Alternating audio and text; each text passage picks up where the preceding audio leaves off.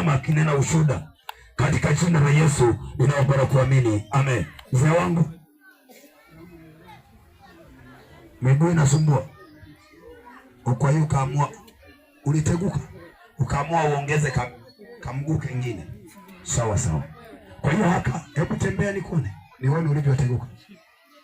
Hebu nenda. Wewe nenda nyumbani umeshapona. Haleluya. Sasa nenda nyumbani umeshapona. Haleluya.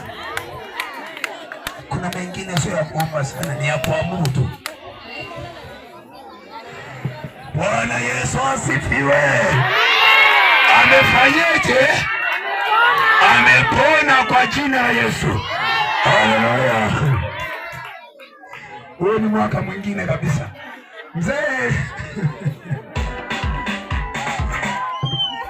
utaniletea taarifa ya kesho. Nenda.